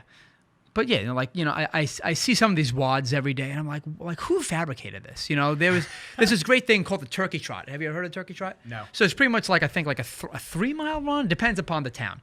It's pretty much a run that you do before Thanksgiving, that you just burn off all the calories where you can eat. So, getting a little cold. Are you? No, it's okay. It's okay. I'm good. Let me turn this bitch down. No, it's all right. It's okay. Or up. No, it's all right. Whatever you want to do. I'm the only one in the office building that has their own personal AC, Hey. because in this room there was a telemarketers and shit. Uh-huh. So they had 1 million computers in here, which is perfect for me. Really? They had tons of computers in here and phones hooked up, so they always had it running hot in here. So they installed that in here, and then obviously when he moved out, I moved in, and it's great because I got all the lights and everything. Like if I turn that off right now, this room will be 900 degrees from the lights and from the camera, from the computer, like everything. It all emits a little bit of heat, and all that little bit of heat builds up, and it just gets you sweating by no time. You're like, oh my God, turn it down. So I'm actually very fortunate that we have this thing in here. So it seems like you love that air conditioner. What company is it, by the way, Nick? Oh, it's Looks like a Helicon? A Halcyon? Fujitsu. Oh, Fujitsu. It's a Fujitsu. Fujitsu, Send the check. Send the check, Fujitsu. You know where we're at. But you know where we're at? We have one of your ACs. It's like, what the fuck? It's a phenomenal unit. Send the check. But yeah, those are the things, And again, at the end of the day, it's just, again, also a mental game, because they want to get so back into the game so quick, but at the same time, they're limited. So it's like, do I rest? Do I not rest? And I never have people rest, because I want you going to the gym because you love going to the gym. I don't want to tell you not to do something that you love, because then the whole confidence of me is gone. It's like, this guy just told me never to work out again because I have this back. I'm going to the gym. Forget this guy. No, you got to treat them at their own level. Well, speaking of too much rest, do you work with elderly people every now and then? I do, yes. So yes. you must see, and I've actually had this conversation with my grandmother. Okay. Just about the older community. Yes, absolutely. The more you rest, I feel like the more your body begins to break down at that age. Oh, absolutely, man. And the people that are sharper and easier on their feet and everything like that. I mean, I've met people that are in their 90s that I'm like, what? Yeah, no, seriously. You got more energy than me, dude. That is like an old school mentality. Like back in the day, let's say like the 90s and the 80s. And if you got hurt, what happened? They'd be like, yeah, rest it, ice it up, you'll be fine in a week. But that's research has not shown that anymore. You want to load these tendons. You want to load these muscles. And, again, you want to listen to your body at the same time. If I hurt my bicep, but obviously, tearing aside or anything like that, if I hurt my bicep, I don't want to rest it. But at the same time, I'm not curling 50s. I'm going to listen to my body. I'm going to do what I can. A lot of people always, a lot of my patients, they always say, like, is this supposed to hurt? I'm like, well, is it tolerable or is it like agonizing? It's like, it's tolerable. I'm like, all right, keep going. Tolerable pain is okay. It's like that agonizing pain where, like, it's killing me, dude. It's like, well, why'd you do it, man? Like, put it down. Why'd you tell me? Yeah, exactly. Relax a little bit. But that is a very old school mentality. I had a guy, I'm going to say he was probably like 68, 70, and he had a lot of, like, tricep tendonitis. He was doing skull crushes and stuff like that. And, he had it for, like, months. And I'm like, well, like, what have you done to, like, help it out? He goes, yeah, I rested it for a week, like, they told me to do, but it came back after. I'm like, well, clearly rest is not working, sir, so let's try something else. And then I looked at the guy's form, and it was horrendous. I'm like, Jesus, guy. Like, let's come back over here. Let me take you on my wing. Well, like you said, even with CrossFitters, Yeah. think about who these people are getting their information from before they speak to you. Exactly. Before they speak to somebody that's That pro professionally trained and has the knowledge base to actually assess, form, and give correct advice on how to fix it. Think about who they're. I mean, I remember when I first started at the gym. It was my first time ever going, and I hit biceps for probably like 2 hours straight. Okay. First time at the gym. The amount of pain I was in the next 3 to 4 days after that, I couldn't put my arms down just from the lactic acid built up. And first time working out. Yeah, it's just like bent like this. You're I didn't even know what to do, dude. I was so scared. I couldn't extend my arm out all the way, and I couldn't bring it in, so it was like halfway the whole time. Before that, I mean, the only knowledge I had was pumping iron. Yeah, exactly. And watching the movie and just say, okay, he did that. Let me try. And 100%. You see people fly like you see people do side races like this. Yeah. And you're like, what the fuck is going on? I know, man. We call it bro science. Bro science is like, Jimmy, that's 55 over there. He says that if you do biceps like this, you gotta get jacked out of your mind. I'm like, who the hell's Jimmy? First off, and like, where did he get this information It's from? a guy at the deli. Don't even. He was just a random guy walking by getting a sub. But no, it's crazy. I see a lot of people rip other people on for not going deep enough on squatting. And this is what I mean by that. So they rip them on like ass to grass. And ass to grass is one of those things where it's highly debatable depending upon what you want to do. So if you want to compete in the USAPL, you have to go break at least parallel. Right, because that's going to count for the three reds. So three whites. Past where your straight across knee would be. Yes, yeah. So when the hip crease goes under the knee, that is going to count as a legal squat. A legal squat, exactly. Yes. So I always tell people, there's a phenomenal EMG activity journal, and EMG is electromyography. Pretty much that means how much. So we all have like electric in our body, and that's why we go on a carpet, we can static electricity to somebody. That electricity pumps through our muscles to kind of activate them. Yeah, so stiffen them up. Exactly. Yes. So when I flex, the EMG activity is going to go higher because I'm activating my muscles. So the study put to the test, like, is squatting ass to grass like really what we think it is, or can we just do parallel? Like, is that okay? So the moral of that story is that the difference between parallel and ass to grass was like, I think it was like 5 to 8% increase in EMG activity. So there wasn't that much more going not down that much. Further all the way. Exactly. So I tell people this, for my professional powerlifters, they need to go that level. Not all the way down, but they need to break parallel. So I have them do that because that habit will build where they don't have a problem when they're going to be squatting the bigger weight. But for people that are just squatting recreationally, the first question I ask them, like, are you ever going to compete for like money? They're like, no. I'm like, parallel. Call it a day. Let's go. Don't save everything. Don't break your own balls. Let's go. Relax. Go parallel, and that's it for the day. Because, at the end of the day, these little things here and there, they count in a certain population. Like I said, the professionals, that's where it counts, because 8% here and there, that could maybe throw on, 2 to 3 or maybe even 5 pounds, depending on who you are. But for the average gym goer that just wants to be the best that they can be, parallel is perfectly okay, man. It's that's what it is, Again, it's where the information comes from. They read online. I love when I see, in particular, unfortunately, it happens more to females than males, as I see. Again, that's not a stat or anything like that. I just see it happen to more girls than guys. They do like this like crazy, beautiful workout with the dumbbells. They just flipping them, this and that. And I'm like, what is that doing? Like, where did you learn that from? And, Is this a Philly thing? I don't see that up here. Oh, man. Like, in Philadelphia, it's insane. Philadelphia's got a lot of scumbags. But, I can say that. But yeah, they do like all this, I call it beautiful working out, where they do the dumbbell and they raise it this way, then that way, then this way, and then over under.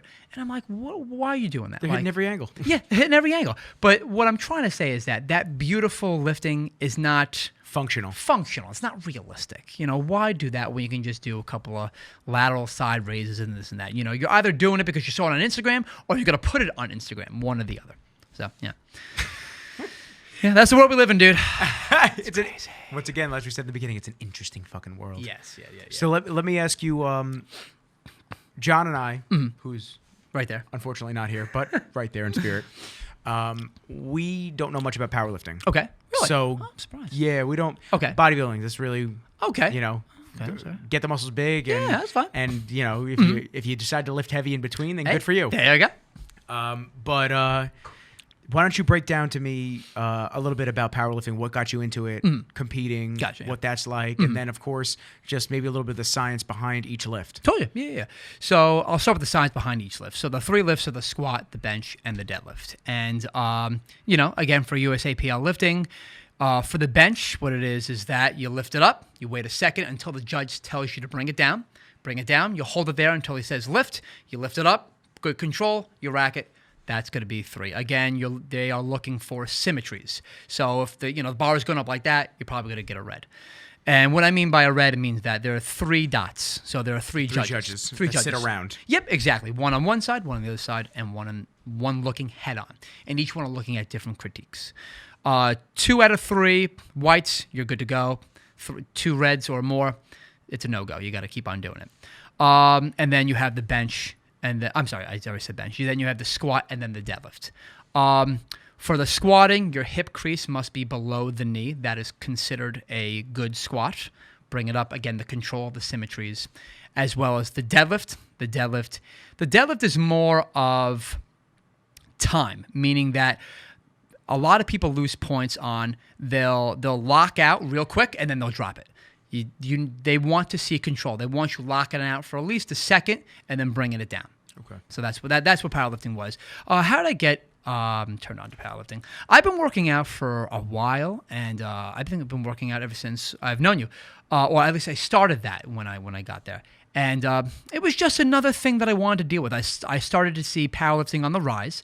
I'm like, let me try this out. Because not only do I have the science to kind of back it up on what I'm doing, but I see squat, bench, and deadlift. Everyone does that. It's not everyone, but it's a very popular. The core, it's the big 3, right? Yes, it's called the big 3. It's core movements that every gym goer either did or is still doing one time in their life. So I wanted to master that. I wanted to be as best or knowledgeable, I should say, as I could with those movements. So physical therapy kind of turned me on to that. I've been probably doing powerlifting for maybe, I'm going to say 2 years while I was in school. Other than that, I actually I fell in love with powerlifting so much. There's this website, it's called Clinical Athletes for physical therapists only. But for Nick, can you send the check? Thanks. And so pretty much it offered a more scientific way to help people that get hurt with powerlifting, how to make them better. And it's broken up into 3 tiers. So the tiers are let's just say you hurt your back right now. How would I help you out? So the way I would do it this way, I would give you isolated movements. So let's say you hurt yourself squatting. So I would do something functional first. I'm like, all right, sit down and stand up. How does that feel? That's tier 1. You do something along the lines of an exercise that's similar to that. Tier 2 are accessory muscles. So I would have you doing lateral raises with your legs to work on the glute medius, bridges to work on the glute max, stuff that helps those muscles that are going to do the squat. And then tier 3 is to do the motion. So I felt that kind of improved my knowledge even better. And as well as, in the in school for physical therapy, we had electives and how to lift and stuff like that. So it was pretty cool. So I kind of encompassed the whole thing. So it was pretty cool. That's awesome. Yeah, it was a good time. So you had a good time with everything, with climbing the ranks. As I think Gary Vee always says, enjoy the climb, enjoy the hustle. Process. Yes, enjoy the process. There's it's funny you say that because I feel like not a lot of people enjoy the process, and you really should, because once you get to the goal, what else is there? Yeah, you either make another goal or, that's it. So really enjoy it. And in my class, a lot of people, I would always find it that they would just complain about things. And maybe it's I'm 28, so they were 22, 23. Maybe it's an age gap. Maybe it's something else. But, there was always a lot of complaining of being in grad school. And I always thought to myself, why are you complaining that you're in grad school? You wanted to be here. There are people fighting right now to be in that seat that you're bitching about right 10 now, years man. From now, they'll bitch that they have a job. 100%. And again, always... I watch a lot of Gary Vee, so he always hits me in the feels, whatever he always says. And he always said this. He said, watch out for people that are complaining about their goal, because it probably is not their goal. Somebody else instilled this goal upon them, and they're just doing it for either satisfaction of the other person. It's like I see in unfortunately, I've seen a lot of my friends that are going to med school right now, they're doing it for the money, or they're doing it because their parents said, like, this is a really good career. They think they're going to get a job. Exactly. And I know a lot of guys that are man. doctors, got girls that are becoming doctors, and they're out of work. Yeah, that's a very, very unsteady line to walk, because you're doing something for somebody else that you're not even in love with. And I'm not saying, but like, you're in love with your girlfriend. I'm saying you're not in love with the career that somebody chose for you. Yeah. So that's like a recipe for disaster, short-term stuff, Yeah, so it's unfortunate. I'm trying to date teachers and people in healthcare just Yeah. because they got that good health insurance. Oh, hell yeah, man. And Come on my health insurance. Represent the family. Brother. It's my brother, my stepbrother. Entrepreneur brother who has no other health insurance options. Please, let me get a checkup. I just want a cleaning of my teeth, please. That's $500. It's pretty much how it is now. Oh, no, seriously, shoot. So what are the next goals and aspirations for you as you continue down the line of helping athletes, increasing your knowledge base and band, and what are some next steps for you? And I guess not only degree-wise, but professional-wise, what do you want to do? So right now, I guess my 5-year plan, everyone always asks me, what's your 5-year plan? So one of the things is I want to do the residency. And the residency pretty much is to specialize even more biomechanically, anatomically, force of the muscles-wise, on orthopedics, and in particular athletes. So I really want to, make sure that niche, I know it down pat. Again, I try my best to learn every day, but I'll never know as much as I want to know. There's information out there, and it kills me because I always want to be really, really smart, but I know life's always a learning smart process. Yeah. So you're always going to be learning no matter what. And that's something that I got to just realize that I'll always be learning. I'll never know everything. So the residency is going to help me out to get there even more. And then one day I kind of want to open up my own practice and maybe, travel with some teams. I've been working with some local community colleges in New Jersey. A lot of the baseball as well as football comes in for either knee injuries and mostly shoulder injuries. So I'm kind of having a little taste of that right now. And I think it's great. And realistically, I just kind of want to, with my Instagram and stuff like that, again, I'm not really based on the Instagram, but what I like to post up there is I try to... Valuable information. Yeah, I try to put up some valuable knowledge. Exactly, like things to help people get better. Everyone's like, oh, why do you do it? I'm like, realistically, I just put it up there because if one person tomorrow be like, you know what, that looks pretty cool, and then down the line, their bench gets better by 5-10 pounds, I am totally happy about that. The world, I think, needs more positive role models, especially in the world we live with. We just had that whole spiel about, there's a lot of fakeness in the world, or, like he said, she said.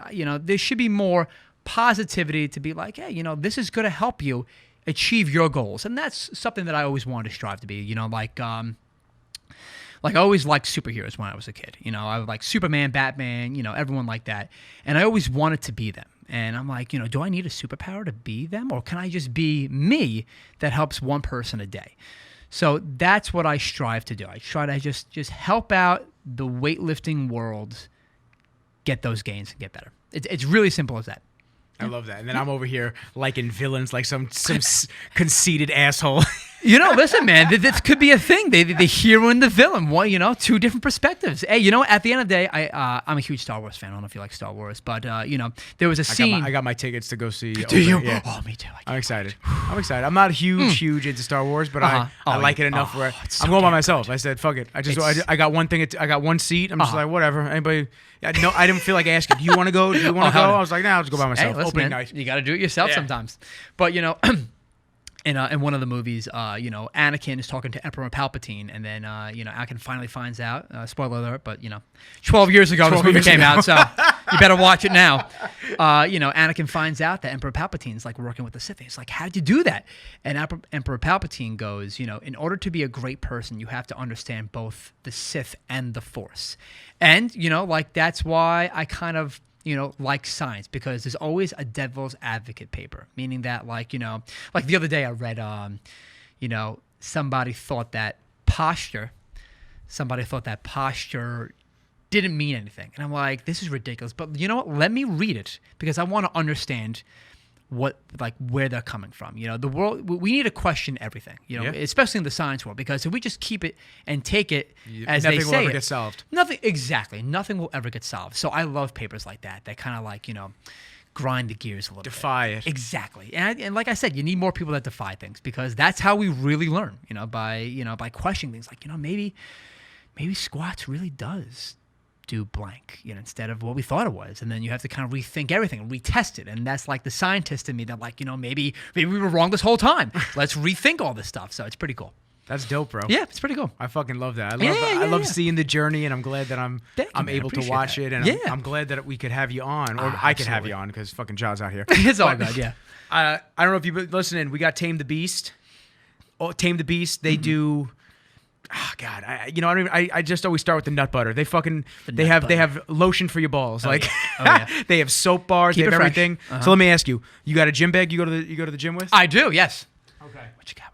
So I'm thinking that I'm gonna give you the Beast balls. Oh, you so gave the me a Beast set of balls. I gave you the balls, bro. Yes, and they're blue too. I love it. You gave me blue balls, Nick. Listen, hey man, you get excited sitting at the table. I love you too. The Beast balls is Awesome. dope because you throw these in your fucking bag and now it don't stink no more. Oh, thank God, because So mine just smells like shit. Toss them in there, see? Oh yeah. So you have to tag us and tag them and just see. I love this.